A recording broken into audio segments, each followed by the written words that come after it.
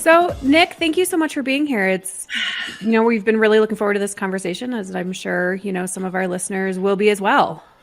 Thank you. Really excited to be here on Saltovation. Thanks, Meredith, and thank you, Judy, too. All right, so we will just jump in. So can you give us a little bit of your background and how you ended up kind of where you started and how you got to kind of the cannabis industry and now getting into the psilocybin and just kind of the more... It wasn't a straight path, Meredith. Pot and magic mushrooms. Come on. It's a crooked road to get here, I'll tell you. So I left the IRS. I was an IRS trial attorney for, 11 years or something like that. And I left the IRS right about when cannabis was becoming an industry here in Colorado in 2012 and 13. And then full legalization occurred in 14. And I got my sort of first cannabis company audit that I handled right about that time frame. I think it was a little bit before 14. And, kind of saw what was going on out there. And the IRS then targeted the cannabis industry here in Colorado. And so pretty much every cannabis company got put under audit. And pretty much that was the only audits that were going on here in Colorado at that time. And so it just became a huge part of my practice sort of because I was there at the time. And, it grew and now I've joined Greenspoon Marder, and Greenspoon Marder is a big law firm. We're an AmLaw 200 law firm with offices all over the country because the cannabis industry expanded from Colorado. It was great for me because I was there in the early days. And then with every new state, there was a new cannabis company and a new guy from Colorado there in the background somewhere. You didn't have a guy from Colorado in those days. You didn't know what you were doing. And I knew those guys from Colorado. So it worked out really well for me. And then, you weren't worried about like the federal limitations since it's not legal federally that you would, like my husband, he worked for the state of Colorado and then he does this sort of litigation and he didn't want to do the marijuana industry because he was worried he couldn't litigate in federal court, but that you don't find to be an inhibition on your practice. You're able to silo yourself within the state so you don't get hindered from an ability to take it further because you're not really litigating cases, you're helping them get compliant, that kind of thing. Yeah, and so early on, the state bar said, hey, you can represent cannabis clients. Even criminals get to have lawyers, by the way, and not that they are criminals, but you can't help them sort of do any forward planning. You can represent them with things that happened in the past. So that was the first. Oh, and as it gets more funny, that was the advice. And the other part of the advice was, and you can smoke marijuana. And then the second advice came along and they said, yeah, you can represent cannabis companies and you can actually help them comply moving forward and you can smoke marijuana. We just want to remind you of your ability that you will not get smoke marijuana, right? To support your clients but Judy, it was a little bit more dicey, I think, for CPAs because CPAs do that planning work. And then a number of CPA societies came out with guidance, and really the IRS wants the cannabis industry to use qualified CPAs and is happy to see them come into the mix. I've had a ton of cannabis industry audits, and even in the early days when they weren't at all correct, the returns that were being done, and people were just blatantly ignoring the rules. I never ever saw a return prepare penalty or anything like that because there just was so much uncertainty out there. It wasn't appropriate. That's interesting because a lot of the large firms I've worked for, Deloitte, PricewaterhouseCoopers, a regional firm called Eide Bailey, they all said no cannabis. We're not going in that space. And one benefit we have at Tax Ops is we're kind of the owners of the company. We can make those decisions. So we have not turned a blind eye to them either. If they need our assistance, we're here to support them. We don't do as much multi-state because everything's siloed, if that makes sense. So we have a lot of clients that serve the cannabis industry, meaning I can one of them as like the Home Depot of cannabis supplies. We have other clients in like CBD industries. So that was a kind of a game changer a few years ago where everyone was like, oh, THC, it's bad. It's like, no, it's not. But they still have compliance issues and so forth. And so we're able to help them. So we've always been kind of pro cannabis, I suppose you would say, to give good advisory services, but because we weren't curtailed by that. So it's very interesting because even law firms have made those decisions of in or out. And obviously, Greenberg has not made a decision. Yeah, and we were actually early in the space. We were all in publicly with a dedicated cannabis practice early on. Okay. And Judy, one thing you just said that's very interesting on the state tax side for cannabis companies and CBD companies, it's interesting. Many people would probably say that the CBD industry is actually kind of less safe in a way than the marijuana industry, because there's really no rules in the CBD industry, Right, 'cause it's a whereas marijuana, supplement. yeah, Yeah, yeah. robust regulations around the marijuana industry, right? And so now, this year, actually, what we're seeing in that space is that a lot of those CBD manufacturers went ahead and were doing something called Delta 8 and Delta 9, which is THC derived from hemp. And now a number of states are going back in and saying, oh, we think you're a marijuana company. Guess what? Tax applies to all of your sales for the past 4 years, the Right. marijuana tax. Oh And boy. that's a big number, right? And now they Mhm. want to apply that to the sale of hemp Oh boy. derived THC as well. That's going on both in California and Colorado, and I've heard it's spreading to Florida and other states as well. Oh dear. So yeah, heads up on that. That's brand new. Well, and Yeah, that's just because so unfortunate. It's a legitimate business. It doesn't get business deductions. I mean, there's just so many things I think that are still wrong about how we're handling this legal industry. And now we're like going after it more for classification issues when there's no, alternative substance in a THC. Right. Yeah. Were you going to say something, Mayor? oh no, I was just going back to like a penalties, because some of those kind of marijuana taxes are up to like 20-30%, right? They're Mhm. not, and hit with excise taxes and whatnot, they're not cheap, for lack of a better. They're oftentimes 30%. I mean, I think the average one is around that number. And, there might be a 10% production excise tax and a 15% sales tax, adding up to 25 to 30%, depending on what state you're in.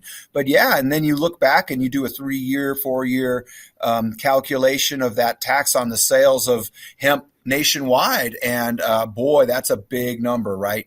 I've been, and of course they did schedule Delta 8 as a controlled substance, and I believe Delta 9 as well. So it was scheduled as a federal controlled substance. Judy, was that a month or so ago, a month and a half ago? Not too long ago. It was listed. Yeah, that's some scary stuff, honestly, I just feel such empathy for these people getting into this space. And it's such a good curative space. It's so good for the body and all the things have been proven. Charlotte's Web is a client of ours, and they got the Sanjay Gupta, green light. I mean, it was just all kinds of wonderful things. And I think so many people are benefiting from these products to deal with stress and anxiety, kind of like the Soma from 1984 or whatever, and saving lives. Yeah. 100%. Yeah.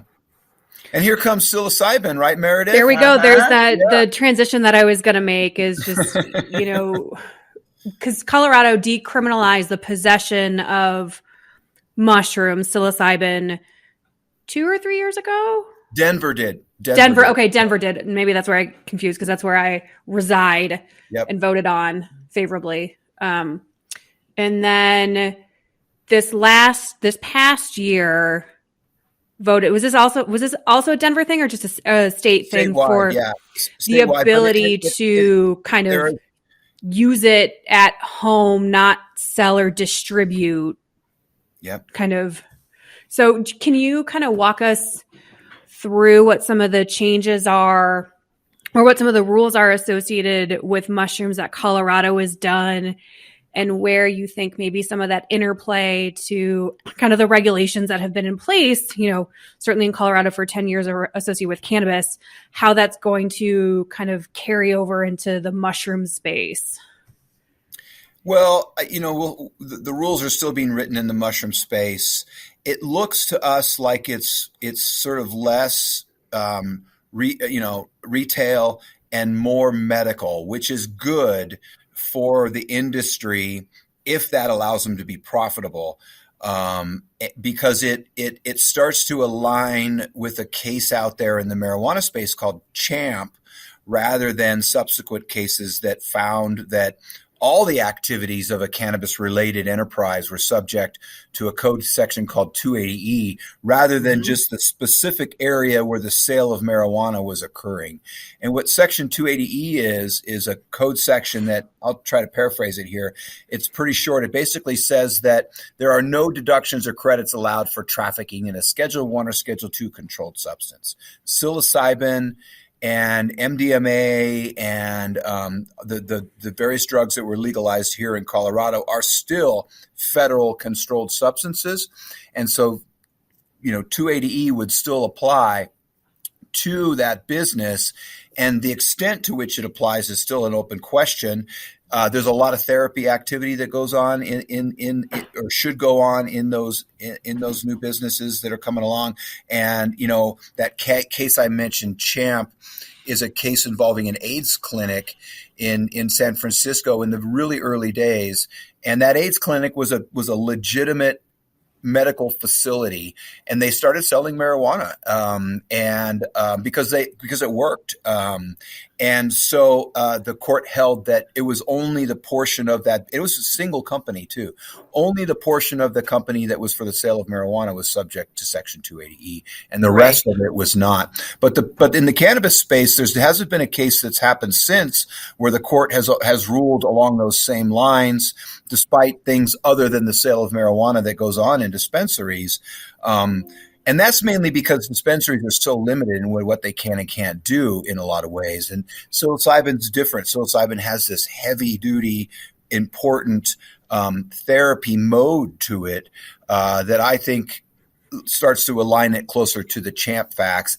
That said, they need good lawyers to make sure that they are, setting up the right structure and relationship and all of those things to qualify for that.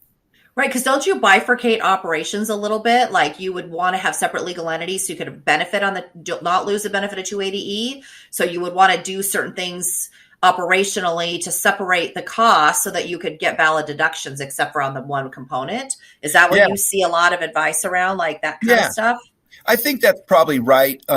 It could depend though on right now it's Oregon and Colorado, and the models, we're not sure how similar or dissimilar they're going to be. And can you separate them? Does this therapy have to be provided by the company that's selling the psilocybin as well? And so there's some questions around that, I think, still, Judy. But you're spot on with that. Certainly, it's better to have that in a separate company than in the same company. Although that wasn't what Champ was, so I don't think it's required. But I think it's better too. Well, especially there is in theory, right, the possibility of less kind of commingling of, kind of duality behind, if you think of it like a cost seg, like how much of your electric bill is used for growth versus, the accounting department over cubicles. So you allocate costs like that. And it really goes, so there's that part of it. And then there's the really, it's kind of the hobby loss rules, the Section 183 rules, as to whether that other business is a separate business. So, and that requires profit motive, right? Realistic profit motive. And the problem with a lot of the cannabis cases was that they put so many expenses on the other non-280E company that it could never make a profit. So it was found to be not a legitimate company and merely just part of the cannabis company. And again, that's because they're so limited. The only other thing they can sell are bongs and t-shirts. We call it glass and t-shirts. And that's not a viable business, and it's such a small piece of what people are coming to dispensaries for that the courts have pretty much held that part is merely ancillary to the sale of marijuana. But psilocybin space is way different. It seems like the psilocybin itself is a really small part. It's really the therapy that's the big part of it. And Meredith, I'm kind of an old guy, and I like to know kind of what the cool kids are saying. What are they calling it? Are they calling it smoke? Are they calling it weed? So I'm doing that. I'm doing that in the psilocybin space as well. And I tell you, they're still calling weed the flame or the fire. That's still good. That's still good speak. I don't know if anybody's calling it the kind or anything like that anymore. Certainly nobody's calling it grass. But the newest I hear is lit. They're saying it's lit. So you're like, oh man, that was lit. That's like I understand that's the new phrase. And in the psilocybin space, I got two terms for you. If we're going to do this, we got to know what they're talking about, right? Fair. Mm-hmm. And the first term is the stack. And so a lot of psilocybin that's being produced these days, and yes, it's happening, they will have a list of the different kinds of mushrooms that are in it. And it's not just the psilocybin. They want to put what are known as functional mushrooms in as well. And they call that then the stack, right? And then the other thing I'm hearing from folks in Oregon actually is that when you, and probably this is more than just Oregon, but is when you take there's just two different kinds of ways to do it, right? You can microdose psilocybin, and then you can take a huge dose, and the huge dose is more of the therapy model, I understand, although I don't know if that's true or not. But that huge dose now is called the hero dose, I understand. Ooh, I like it. Stack and hero. Yeah, okay. I was just thinking, I have this book on mushrooms at the side of my bed that I was just reading. And then I just read this book from my book club. And it's about these people like that ingest mushrooms and it makes them live forever. And then they transfer their body to the next person. It's a very interesting book. Very gloomy because it's about mushrooms that are like it dark. Anyway, so I'm like, oh, I should go get those and then put them on here and show them. You can learn about this stuff because there are like millions of mushrooms out there too. Like millions. Yeah, they're everywhere. And during COVID, I got through COVID. I watched this thing called Fabulous Fungi. It's a documentary about how bad we thought mushrooms were. And there are so many good palliative reasons for them. And I'm like, oh my God. And then they connect the earth, like, cause they grow in the ground and then they come out and they kind of clean up the world. And you're like, they just do so many wonderful things for our bodies and nature. So, yeah, I even heard that with the way that we do our gardens at home, we shouldn't till the whole bed because we disturb that. What's it called? It's called the mycelium. We disturb the mycelium layer, which is the sort of mushroom layer beneath the surface that is used by plants then to communicate that they need resources. And this is the story goes. And so the plants actually send signals through the mycelium, and then the mycelium will deliver nutrients and things back to the plants. Or so one of the books I read said. And then I saw another thing the other day where they said, yeah, you should, when you're tilling your soil, don't till the whole thing because you disrupt the mycelium layer. Just go ahead and till where you're going to put the plant itself and just do that so the mycelium then stays intact around those small areas. Who knew? So much useful information here, Judy. I'm telling you. And now we're going to learn even more about it. That's what's the cool thing. Like now it's legalized. You're going to see more. It's good. Yeah. Maybe en route to being legalized. Yeah. Well, I was going to just add Freakies, which is right by my house. Smoke shop and tattoo parlor, I guess. So they sell bongs, pipes, vaporizers, there's oil rigs, and whatever you got in that whole space. So obviously that's been a viable business somehow, some way. I don't know how many bongs one human needs, but right. I guess, there is businesses that have been supporting this industry, even though before it was legal, because that shop, they were tobacco.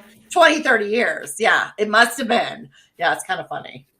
Well, I've always felt that would be a good model to start a cannabis company in.